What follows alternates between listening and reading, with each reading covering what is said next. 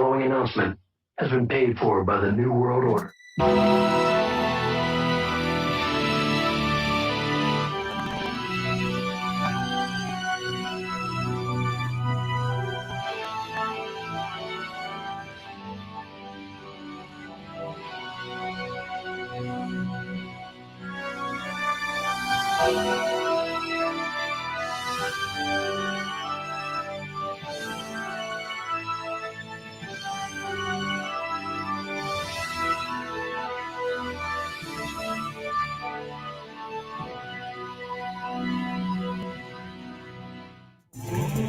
This is the Flex Network.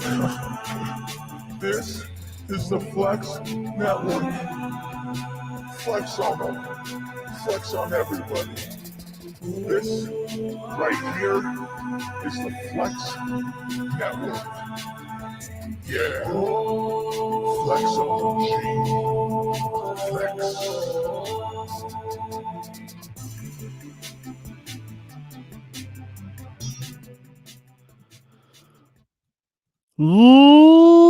Ladies and gentlemen, boys and girls, children, dead or alive, but children of all the ages. Man, oh man, oh man, oh man, what a week it has been. What a crazy, literally from the last week's show till now, what in thy name has been going on? Well, we got the answers and we got the questions. We have everything. So come on in. It is the SnowMan. But you know how we do this before we get going? Because we are live. Yes. We are live on the Flex Network. This is the Weekend Review Show, the Wrestling Weekend Review Show here on YouTube, on Facebook. And this is the SnowMan. And if you have the WWE Network, or if you've been paying attention to what's been going on Twitter this over the weekend, then you know what has happened. The big news, the shocking news of the literally so far this year for wrestling fans, along with Edge coming back and everything. After 33 years of monumental moments, the dead man has retired. Yes, the dead man has retired, and good God, this is just the shock. A shocking turn of events. 33 years. The dead man is now retired and taking time off, is done wrestling. We will get into that near the end of the show. We'll talk a lot more about that as we get towards the end of the show. But for now, let's get into some things. Let's get on with some news. Let's talk a little news of what's been going on in the wrestling world today. Actually, recently. So the big news, Undertaker retired at the end of his documented series, The Last Ride, that saying that the Boneyard match was his last match at WrestleMania 36. We'll get on to that a little bit later. Earlier this week, WWE released 205 competitor Jack Gallagher from his contract. He is they wished him wished him well in his future endeavors. He is released. And then other big news that AEW's Sammy Garva has been suspended without pay, and we'll have sensitivity training from comments from a 2016 podcast that he did. We're not going to say what he said because it is discouraging, especially because it was towards Sasha Banks. And then after his completion of the the sensitivity training, his status with AEW will be reevaluated. And this is what's been going on this past week. If you've not been on Twitter, not been hearing, really with the news, what's going on in wrestling world, a lot of the hashtag speaking out has been popping up recently a lot more, with involving sexual harassment, and sexual abuse, allegations, stories being brought out, whether it's true, not true. We don't we don't know. They're just, it's speculated out there, put out there for everyone to read and to see, from female wrestlers, from independents, all pretty much all around, just telling their stories of what happened to them. And a lot of it's just been sweeping like a wildfire, like a Californian and Washington wildfire in the summer. It's been spreading out big time, with a lot of the companies reevaluating their stances, their talent. They're suspending talent, or they're going to release their talent because of what has been brought out to light with this speaking out movement that's been going on social media. And we're not passing judgment, whether it be false, whether it's 100% true. We're just seeing a whole bunch of stuff and reading what's been going on. A lot of the big names that have been somewhat named in this: Matt Riddle, Sammy Garva, Velveteen Dream, Will Ospreay, Jimmy Havoc, Trent Seven, Wolfgang, Jordan Devlin, Jack Gallagher, Joe Coffey, Joey Ryan, Jim Cornette, NWA former Vice President David Largina. Just a lot of stuff has been coming out. A lot of big revelations and more very well detailed moments that are being brought out to the light of what's happened between wrestlers outside the ring, behind the curtain, on the road, at a booking, or somewhere else. Just a lot of stuff that's been brought to light. Now, while names like Riddle, Velveteen Dream, and Devlin, and just a lot of like the WWE wrestlers their names have been thrown out. WWE is looking into a lot of these, and they're going to make decisions. Speak with their lawyers, have the conversations of what's going on, and then figure out what's going on. Outside of WWE, like in Impact, Joey Ryan, the man with the strong penis, of course, that gimmick, and along with this cancel culture gimmick that he's been doing recently on Impact, he has been released from TNA, or from Impact Wrestling. He is no longer with the company at all, with everything that's been coming out, and a lot of people are just not necessarily wanting to do business with him for this reason of what's coming out of, with his name being put out there for what he's been doing. Another superstar on AEW, Jimmy Havoc. He is one of the ones that's been thrown out there, but he is entering rehab for substance and mental health. So while he is doing that, he will be reevaluated at a later date of what's been going on and how he will progress through the company, after he's served his time with, going through and checked into rehab and everything. Other news. Women's wrestler from AEW, Chris Statlander, is out with a torn ACL. She will be out for quite a while. She needs surgery, so hopefully she gets that done ASAP, and wish her a speed recovery. And get back to the ring and get good health and everything with that. Just down the line. So hope to see her back in the ring soon. Charlotte, if you saw Raw this past week, we're going to talk Raw in a little bit, in a few minutes.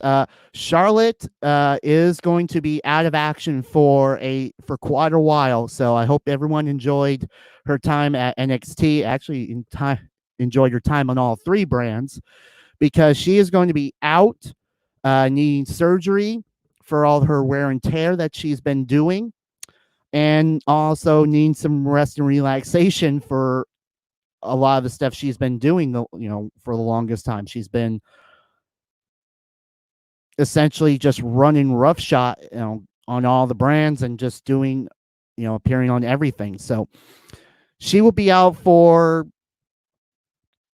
quite a while. Rumors are that she could be ready to go by SummerSlam, but she's not going to come back for SummerSlam. We're more than likely going to be seeing her towards Rumble. So she will be out for at least June, July, August, September, October, November, December, January. So about 7 months. Rest of this year. So the next 7 months she'll be out. Let's see. Well, good news. Here's some good news for everyone. For fans of Ring of Honor, they are trying to come up with a plan to restart production of their television stuff, and to start getting wrestling back on, going again in July. So they're trying to get start safe production in the month of July. We will keep touch with that. So if you've been missing, your Ring of Honor, on Saturday night, Friday, that time zone is, especially here on the West Coast, especially here up in Washington, we can watch it on ABC Network at on a Friday or Saturday morning, or late night. So they will start to try to get kicked up with a production come next month. They're going to try. We'll keep an eye on that. And that is the big news that has been coming out of what's been going on in the world of wrestling this past week. Let's actually get into some action. Let's talk a little bit of Monday Night Raw.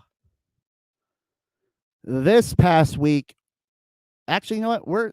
Scratch that. We forgot. We gotta go back. We're starting this early. We gotta talk SmackDown. We gotta talk about that blue brand. The blue brand. We gotta talk a little bit about that.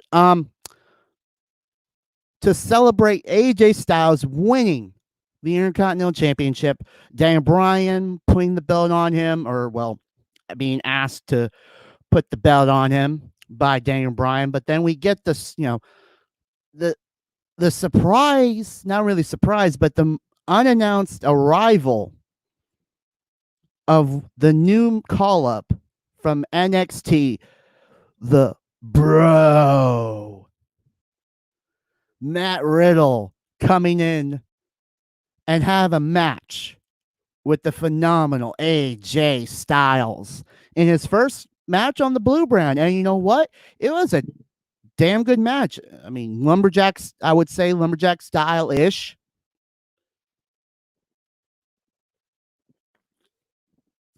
To kick off this new, I don't want to say new title reign for AJ Styles. I mean, was non-title, so that's good. But this was still a good match. I mean, Matt Riddle picks up the victory on AJ Styles, and this ultimately can get the ball rolling for Matt Riddle, hopefully to give AJ Styles, some good competition for the Intercontinental Championship. I mean, Extreme Rules is on the horizon, so it should be a good, good start for this. Shorty G took on Mojo Riley. Shorty G picking up the victory. New Day taking on Lucha House Party in a tag match. It was a good match with New Day beating Lucha House Party. And then afterwards, Cesaro and Shinsuke attack all the tag teams, New Day and Lucha, and they just leave them laying. And then, of course, Sasha taking on Nikki Cross. And Sasha picking up the victory over the former one half of the women's tag team champions. Right now, it is so weird how we're sitting here almost getting to Extreme Rules. I mean, we're on the road to Extreme Rules. And we've been saying all along that we've been praying that we were going to get Banks versus Bayley at SummerSlam. Now, there's still time. There is still time. We're still 2 months out from SummerSlam. There's still time for this, but to be, truthful with everything, how it's looking, it is just looking like the dominance of the Bayley and Banks era right now. We're in prime real estate for Banks and Bayley to just run roughshod on SmackDown, actually on all the brands right now, being the women's tag team champions, Bayley being the SmackDown women's champion. And then we'll get into Raw, of course, in a little bit with what's going to be happening at Extreme Rules on the Raw side. But again, it is literally looking like less and less of going to be Banks and Bayley at SummerSlam, or at least building towards SummerSlam. So I want to keep the faith and hopefully that this is going to be something set up. But again, not really looking like that much. I hope it does somewhat start turning that way come next month. But man, a whole lot of things going on. Next week, we do know actually tomorrow night, we do know that there will be an Intercontinental Championship match tomorrow night on SmackDown. It will be AJ Styles defending against Drew Gulak one-on-one. So we do know what is going to be happening. And then, of course, last week on Miz TV, we had Mandy getting it on with Mandy getting it on with Sonya Deville again. And while I am somewhat interested, still interested in this whole dynamic with these two former best friends, they really need to bring more to the table a little bit. Because, granted, after with WrestleMania going, and then that short period between that and Money in the Bank, there was nothing, there was something. And now after Money in the Bank, it's like it's somewhat died down and they're trying to build it back up now. So it's like, not really that much there, but it's starting to grow back again. Hopefully they can keep it maintained, to Extreme Rules and through to something good, something big. Just saying. And then, of course, we had, I'm not going to say it. I'm not going to say the name because if I do, I'm not even thinking of the place, because if I think of it, I'm just going to be teleported there instantly, and I don't want to do it again. I don't want to go there again, because if I do that, I know I'm going to be watched. I know I'm going to have him right behind me. He's going to want to invite me to stay there, and it's just going to be a very, very bad place to be. And you should know where I'm going with this, because dang it, going to the Firefly Funhouse with Bray Wyatt, and just by saying it, I feel like I'm going, oh Okay. Hello. Um, if you are watching this, know that just by saying those words, I've been instantly transported back to the Firefly Funhouse. Thanks, brain, for letting me get myself into this mess again.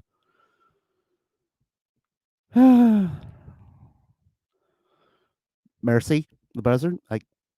I know you're looking at me, but I'm not a tasty snack. I mean, I know rambling's on my left, but come on. Okay, let's really think about this. I don't want to be in the Firefly Funhouse. Don't want to be there. I don't want to be there. I don't want to be there. Can we please leave? Go back to SmackDown. SmackDown. SmackDown. SmackDown. Just saying it. SmackDown. And okay, I'm back on the blue brand. Okay. Thank you. But yes, we're back on the blue brand. And we kind of got a throwback. If you saw SmackDown, and of course, Braun, saying he's done with, these games with Bray. I'm not going back there again. I'm not. I don't need it. Because I know if I go there again, it's like the second time that he's going to pop, just be like grabbing at me and just go for my soul. I don't need that. So, but Bray saying he's not done with Braun, and he brings back the OG Bray Wyatt of the Wyatt family. And it was just crazy to see how Braun reacts to seeing his old friend again, and the lantern's like, Braun, I'm here. Just that feel again of seeing that old Bray Wyatt again, and the Wyatt family, the look of everything was just so crazy and just, awesome to see in one false swoop. And literally, I believe that this is just going to build and build towards Extreme Rules, hopefully even into SummerSlam for good. It's just going to be very, very, very good to see. Like, I'm intrigued. I want to keep watching this just to see what is going on and what will happen at Extreme Rules and SummerSlam, hopefully, if it can last this long. And hopefully it does. But that is going to be it for talking about SmackDown, talk about that blue brand. Let's head on down to this past week on Monday Night Raw. And this past week on Raw was actually pretty good. I mean, it was really good. We actually got the tag team championship match from this past week's paper, or from the pay-per-view from Backlash. We actually got the championship match. We got the Profits defeating the Viking Raiders in a tag team championship match for the Raw tag titles. It was awesome to see. We also got to see Nia Jax just kick the living crud out of Charlotte and essentially put her on the shelf after Asuka defeated Charlotte to retain the Raw Women's Championship in a hell of a good match for Monday Night Raw. And again, everything right now with Nia and Asuka, just while it really wasn't that good at Backlash, and the week after with everything going on with the referee and then the double count out, the only way that I believe that this is just going to push this rivalry and to actually get a really decent, good match out of these two, between these two, is at Extreme Rules. Hopefully we get something good, but unfortunately it ain't going to happen because, as we all know, as we found out, that it will be Asuka taking on Sasha Banks at Extreme Rules for the Raw Women's Championship. So Sasha, having to be on both, right now on all the brands, has an opportunity to join Bayley as a double champion. And imagine that. Imagine this right here, right now. Sasha wins at Extreme Rules beats Asuka. First time ever she's beaten Asuka, by the way. She becomes the Raw Women's Champion. She becomes one half of the Women's Tag Team Champions. Her partner, her best friend, the role model, Bayley, is the current SmackDown Women's Champion and one half of the Women's Tag Team Champions. They would be dominant. Literally just run roughshod all over the place. Up and down. They would essentially control everything on all three brands of the women's, division. Granted, not with NXT as much because they don't have the NXT title. But to say that they can go to any brand, they can beat up anyone they want because they're the Raw Tag Team, or they're the Women's Tag Team Champions. They can go any brand. And even if after they lose the tag team titles, they would still be able to go on both shows, or actually they would still be able to have dominance because they are holding both of the single titles. So it is just crazy to believe that we've gotten this far with between these two women. And it's just so crazy how we got to this point.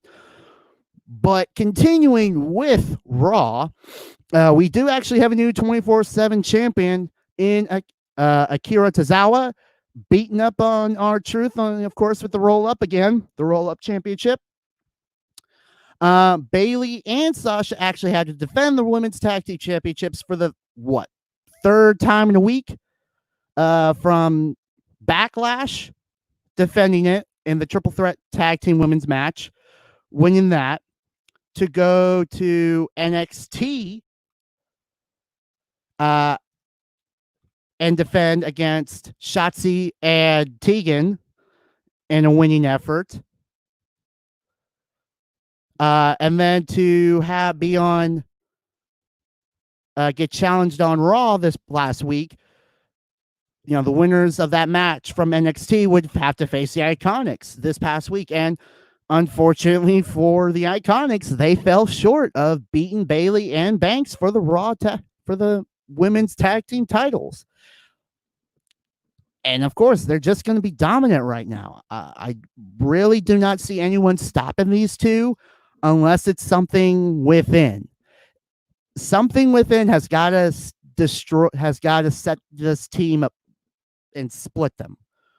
That's the only way I could see Bayley and Banks lose, realistically, right now.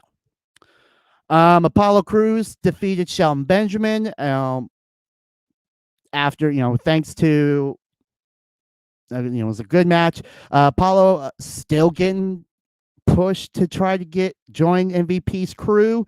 Didn't want to. So, of course, Apollo beat Shelton in a one-on-one match. It was a good match. Hopefully a prelude for, future U.S. title opportunity. Hold on 1 second.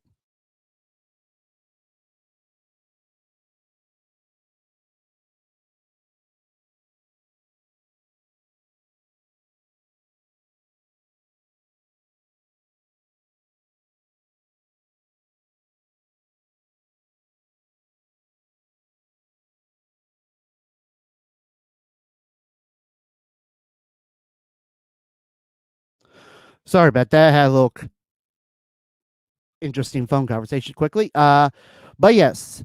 And to finish off, we found out that Dolph and Bobby Roode are now a part of Monday Night Raw thanks to the trade for AJ Styles going to SmackDown in that 2-for-1 deal.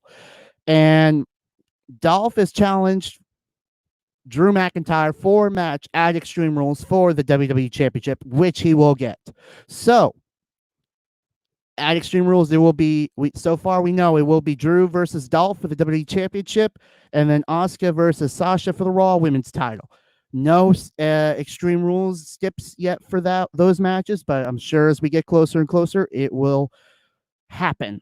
And that was essentially Raw for everyone. That was Raw as it went down this past week.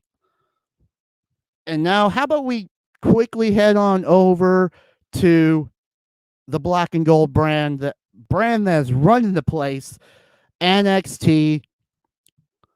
And we had a lot of things go down this week. The big matches, a lot of implications for the next couple weeks. But let's get into it. Cameron Grimes defeating Damian Priest. Damian Priest, had some busted up ribs thanks to Grimes in the backstage area, but he still came out wanting a match with Cameron Grimes, and Cameron picked the bones on him, so he picked him and cleaned and beat him 1, 2, 3. Cruiserweight champion Santos Escobar defeated Jake Atlas in a one-on-one action. Good match, real good match in the cruiserweight division. Tag team women's match, Dakota and Raquel defeating Casey Catanzaro and Kaden Carter in tag team match. That was also a damn good match. A rematch from a couple weeks ago, Karrion Kross again destroys Bronson Reed. Bronson Reed. I want to say that right. It was still, good match. Rhea Ripley defeating Aaliyah one more time again.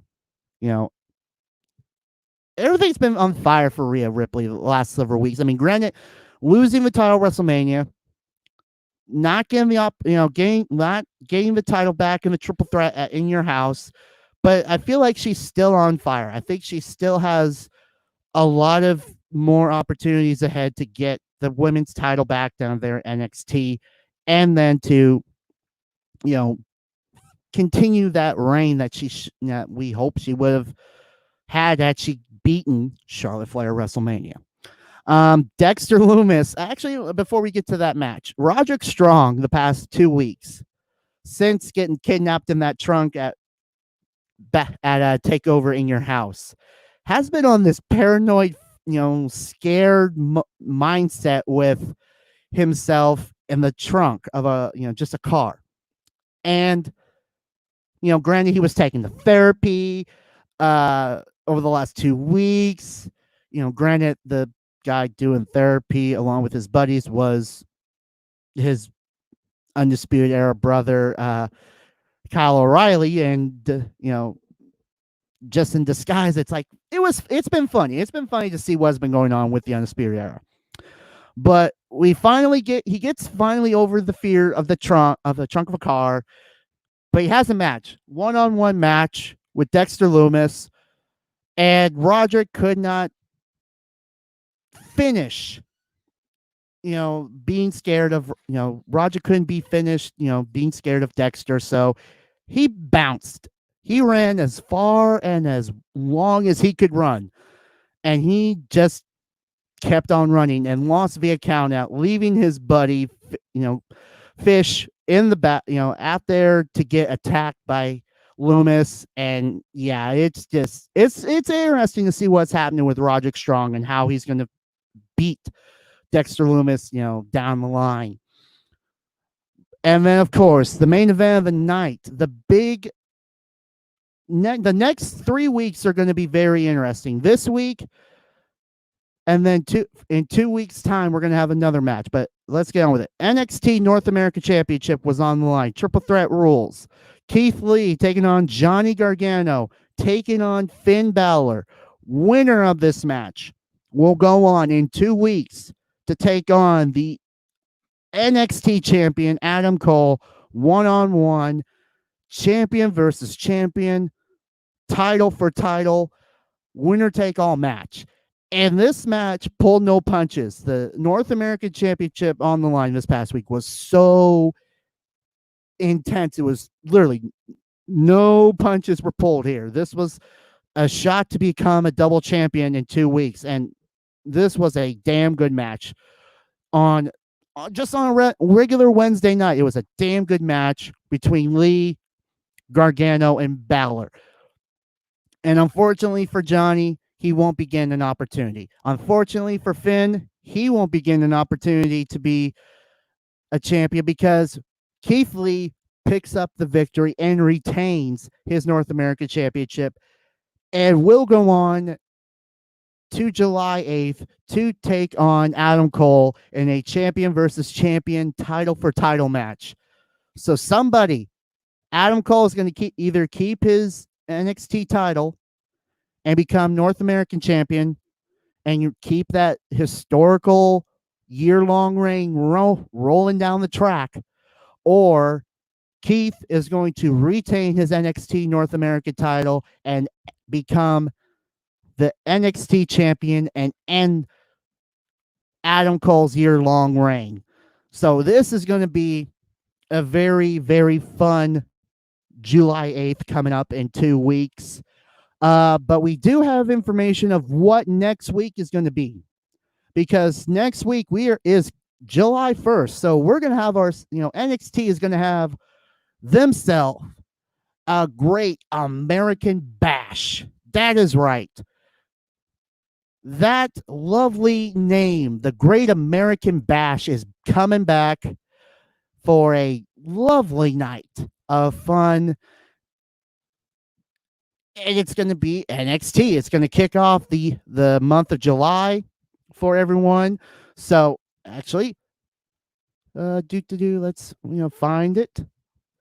It's the Great American Bash. I have that logo for everyone.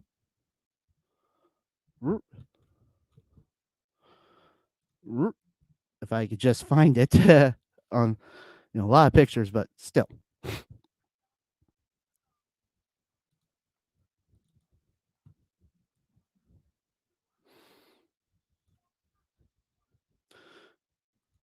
Yep, I'll just do the old fashioned. But yes, we're gonna have ourselves a Great American Bash for the time being.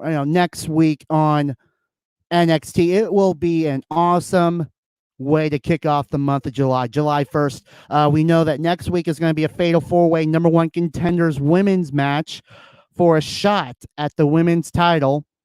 Tegan Nox taking on Mia Yim, taking on Candice LeRae, taking on Dakota Kai in a fatal four-way match. Strap match, Dexter Loomis and Roderick Strong. Nowhere for Roderick to run, nowhere for Roderick to hide, because it's going to be a strap match next week. And then Rhea Ripley will take on Aaliyah and Robert Stone in a handicap match. If Rhea loses, she has agreed to join the Robert Stone brand. And it's going to be a very, very fun night next week. And then, of course, July 8th, the big main event, champion versus champion, title for title. That is going to be a lot of fun for NXT over the next 2 weeks. Before we head out before we talk about the Undertaker in a little bit, we're going to get over to AEW to end this show. End a lot of the week in review stuff, and we're going to talk what happened and what's going to be coming up in the next 2 weeks. Last night on Dynamite, Wardlow defeated Luchasaurus in a hellacious lumberjack match. Just crazy, fighting everywhere essentially around the ring, and getting seeing Wardlow toss Jungle Boy, tossing everyone off the stage. It was just fun. Brody Lee and a potential member of the Dark Order, Colt Cabana, defeating Sonny Kiss and Joey Janela in tag team match.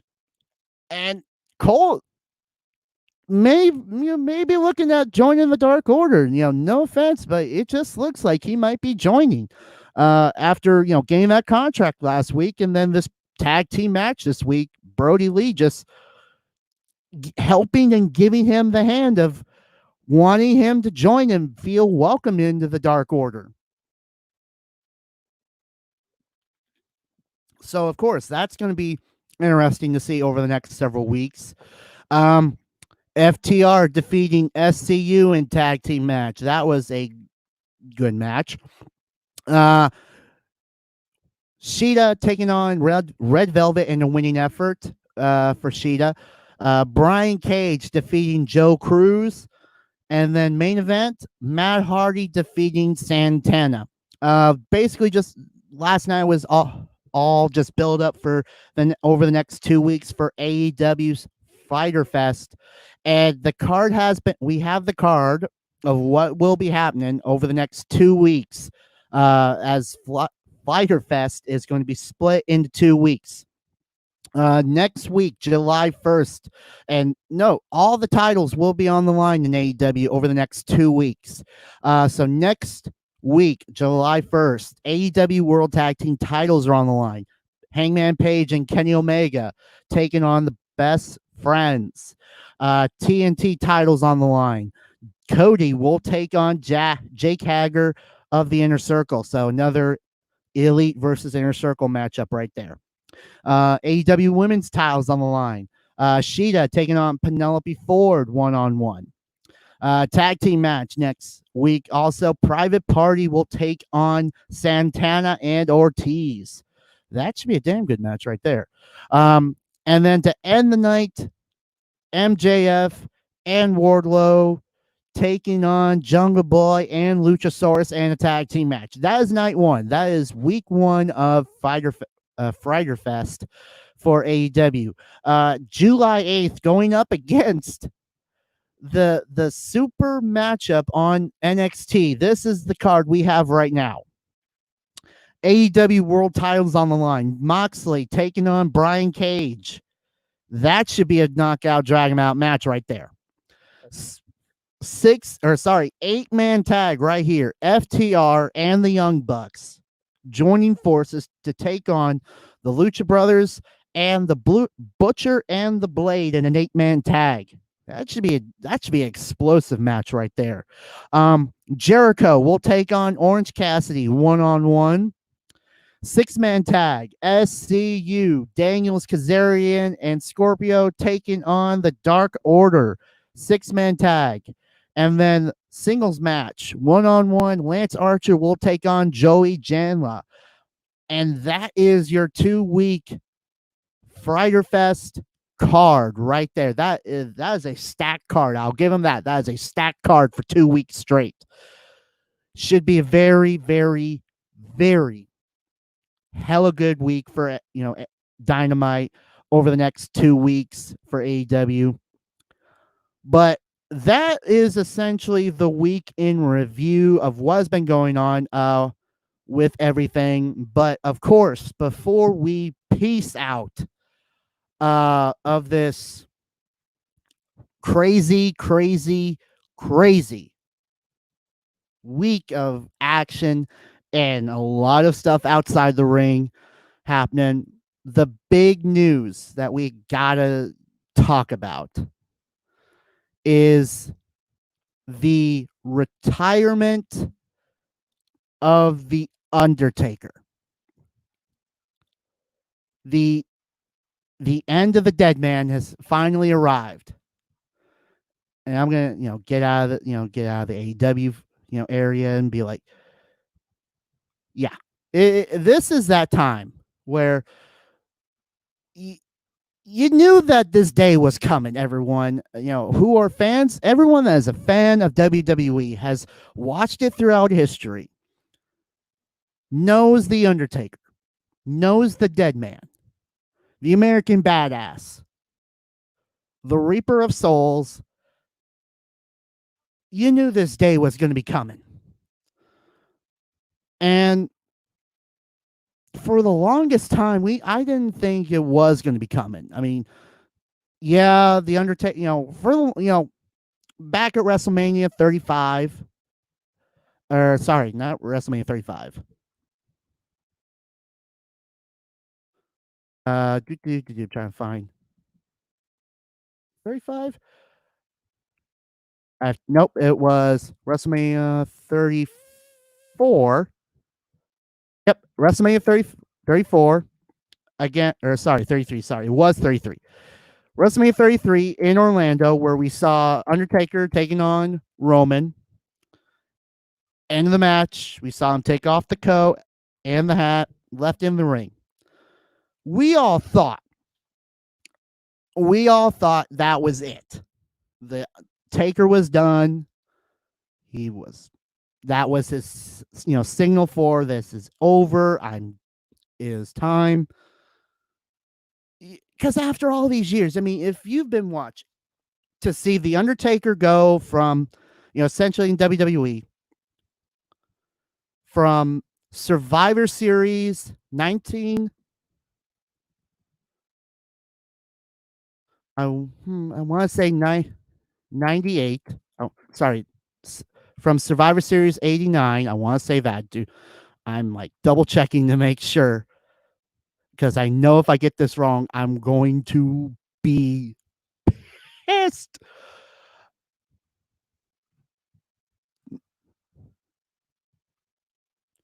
Nope. Sorry. It was 1990. 1990, the debut of The Undertaker with Million Dollar Man as the last guy in his Survivor Series team. So November 22nd, 1990. To go from there all the way to April 2nd, 2017, we all thought that was it. And it was a damn hell of a good career. I mean, literally, the godfather of WWE, of wrestling. Literally. Just unbelievable. To last as long as he did, from coming in as this dark figure of burying people, this dark figure that wore that hat, the cloak, the tie was just so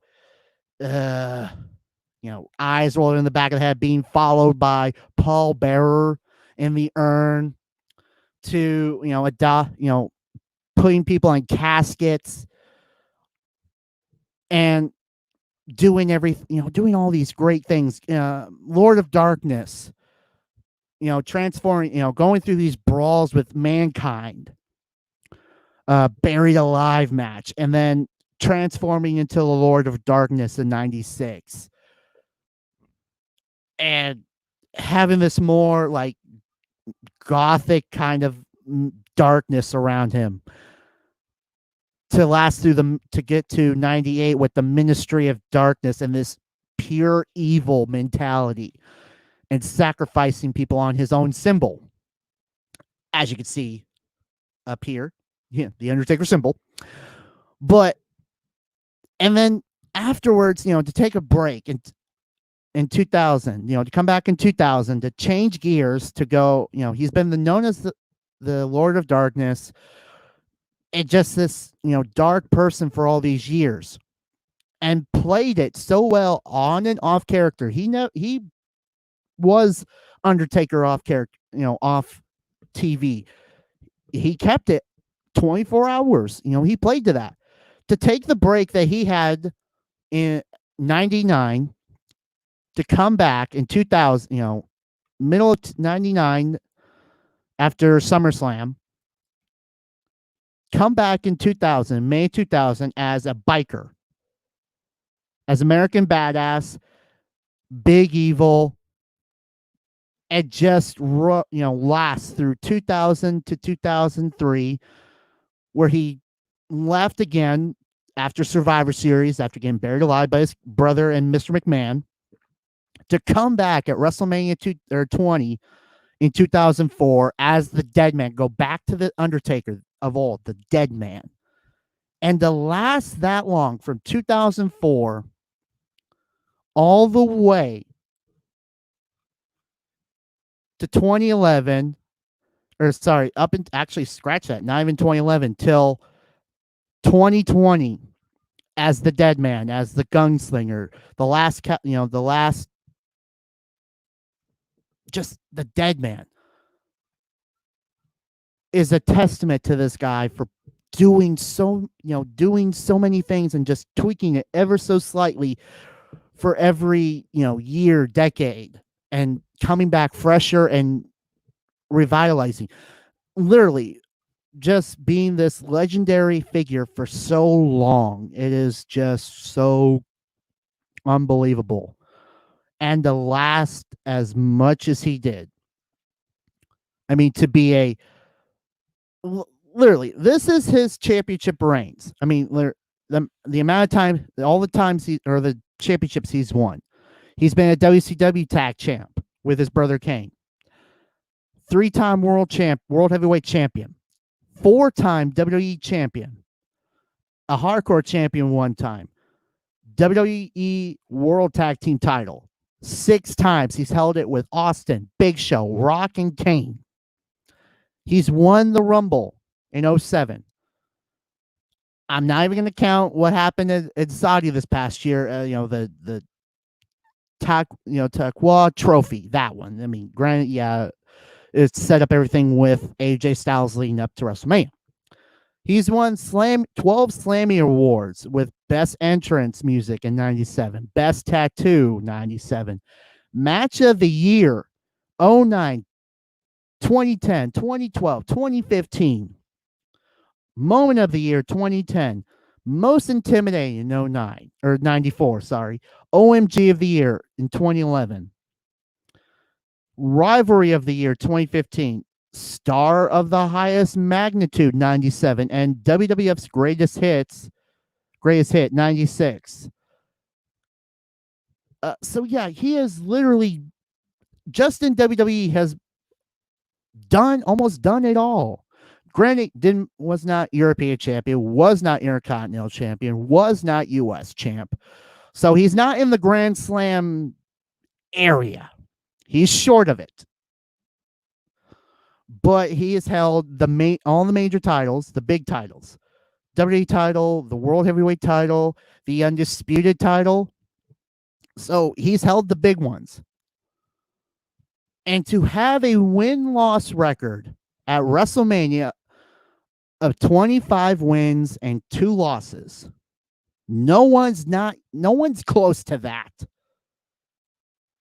To only have 2 losses, one to Brock Lesnar that ended the streak, everything in 2014 at WrestleMania 30. And then Roman Reigns at 2017, 2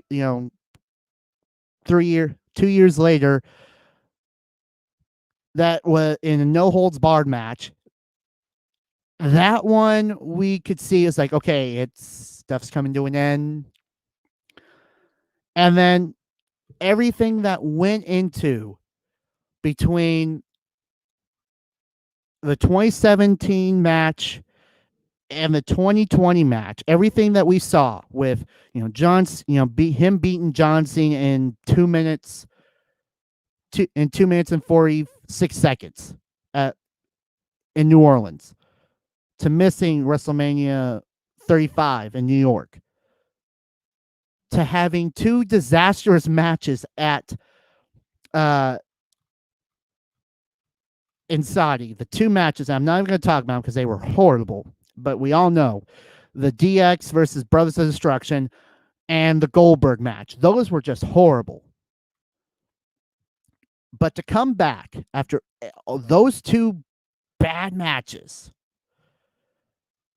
do well at Extreme Rules with Roman Reigns against Shane and Drew, and then to have the match, the Boneyard match at WrestleMania, this past WrestleMania, and to finally say, I finally have my piece.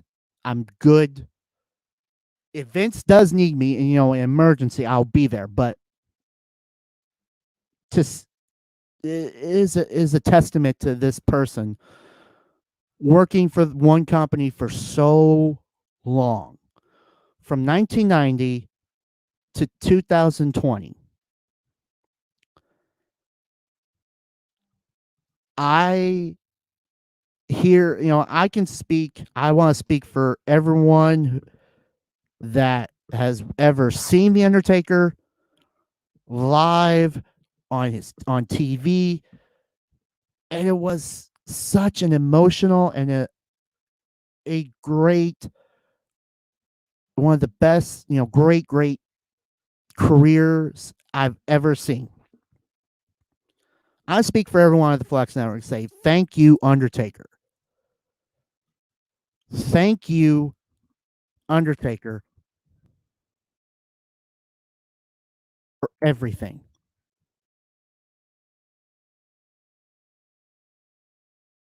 Just thank you, Taker, for everything. One of my favorite moments to see was WrestleMania 19. I was there live to see him take on Big Show and A Train handicap match. To have him come out with Limp Bizkit live there to sing Rollin' Rollin', him coming out on that bike, rolling with the American flag on his motorcycle down to the ring was awesome to see. It was one of the best things I ever saw. And then the last Raw that I got to see was the night after, was last year, uh, after Stomping Ground, when he made his surprise return to choke slam Shane and to beat up on Drew in Everett. That was a great moment to know that that was the last time I was going to see the Undertaker live, and in that atmosphere, couldn't beat it. Could not beat it with a 10-foot pole. But yeah, again, I know everyone out there is going to have their moments of what they remember of the Undertaker in all of his matches, all of his moments, with Buried Alive, uh, the streak, his WrestleMania moments that he's made, Hell in a Cell.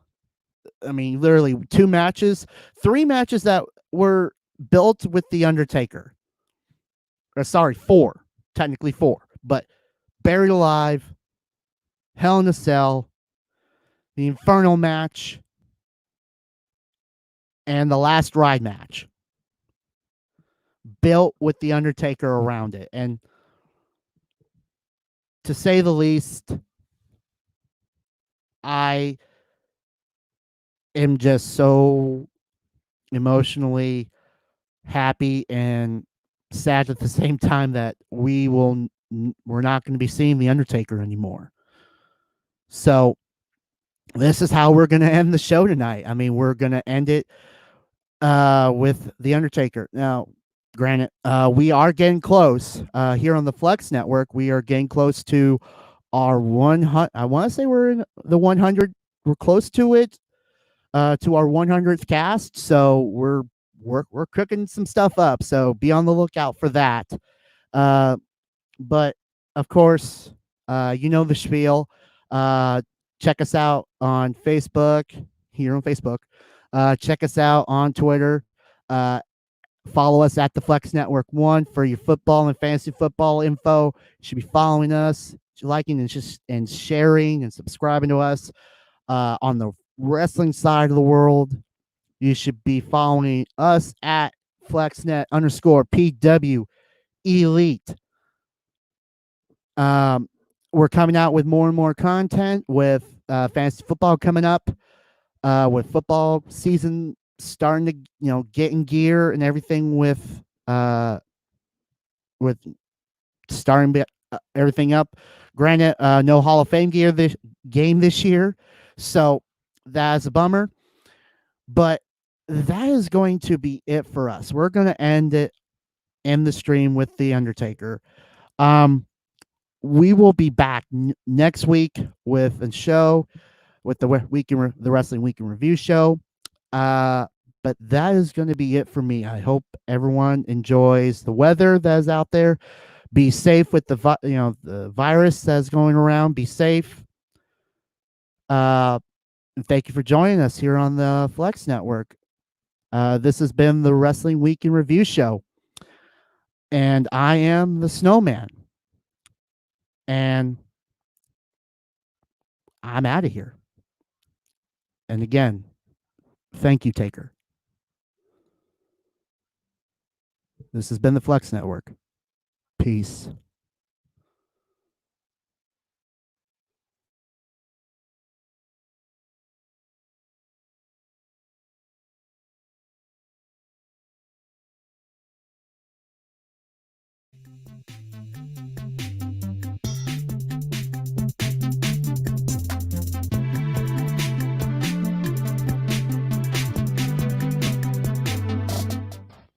following announcement has been paid for by the New World Order.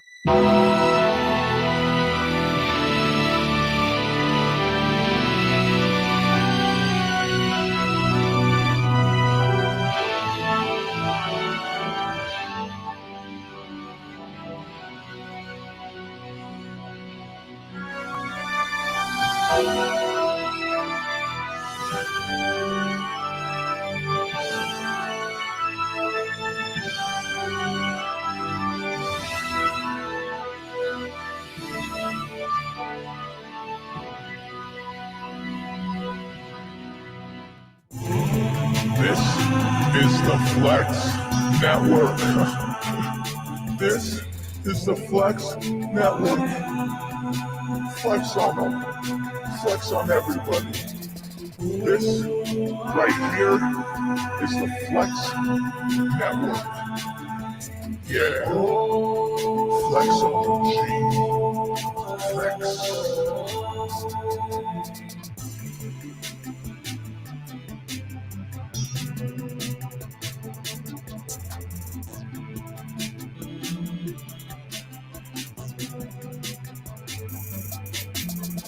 The preceding announcement has been paid for by the New World Order.